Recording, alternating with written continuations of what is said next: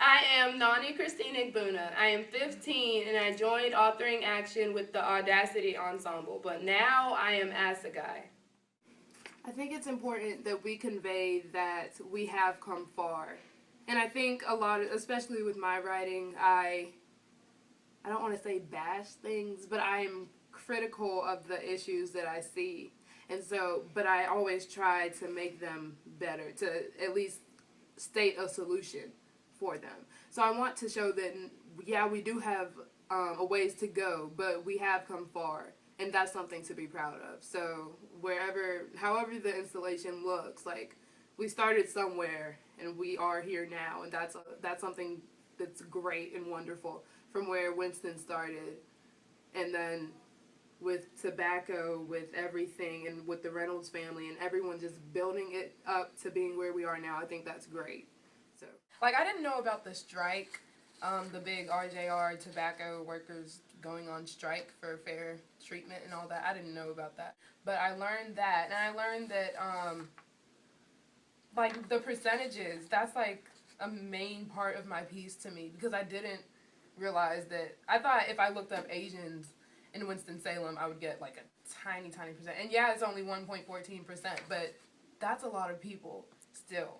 So I learned just a whole lot about that, and that every race actually does have history. This is the first piece that I've actually had to like do deep research, because although I knew a little bit here and there about Black history and about the history of Winston-Salem, I didn't understand it enough to the point where I could actually have dreams for it.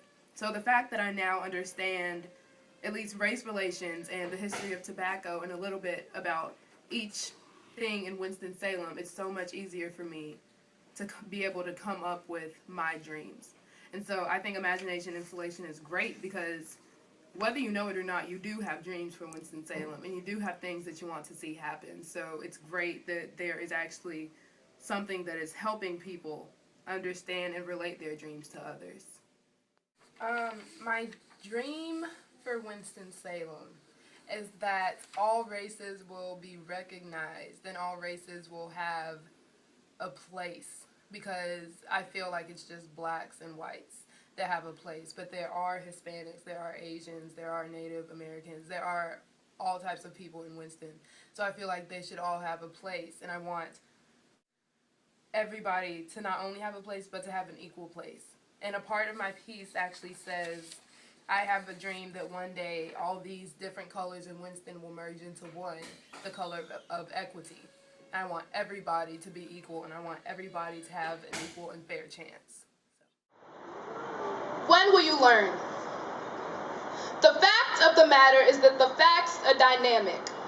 To dream for the future, one must first understand the present, and to understand the present, one must first flip back to yesterday. Another X on the calendar, but is it really over? Yes, we have moved past the days when whites-only signs dictated the black man's mood. Nappy-headed girls can live in harmony with silky-haired girls. And African-American boys can skin their knees on the same gravel as Caucasians, but is it really over? To say that skin color is a non-factor is untrue, right? Correct me if I am wrong, but racism still exists between the pages of checkbooks, in which a black man's salary is only 3/4 of his white co-workers. Daryl Hunt can be seen in the traces of injustice that linger over every African-American male that I know, and when hope runs desert dry, Negro spirituals are sung with Larry Little's voice in every note. But we are not the victims. If anything, we should be ashamed of the fact that we have yet to diminish the stereotypes that keep us behind the bars of inequality and dirty looks. We had our chance. Self-determinate blacks threw themselves onto their own social ladder, too strong to fail until integration came and disintegrated their feelings of self-worth. For what it's worth, taxi cabs and bus lines did take us from one state of mind to another. But when the Safe Bus Company becomes just another exhibit in the NCT Museum, we know we have regressed. The baton of civil rights has been placed in the hazelnut hands of Hispanics, but race is still seen as black and white. As if diversity is achieved when a few black kids are thrown into a predominantly white classroom. Miss Jones, Teach them that the 1.14% Asian population matters just as much as the 37.29% African Americans, who matter just as much as the 55.56% Caucasians, and it is an abomination to say that the 6.01% others don't count. To abolish inequality, we must become discontent with this insane state of ignorance. To change the city, we must first become aware of the facts, and the fact is that it starts with unlocking our doors on MLK Street.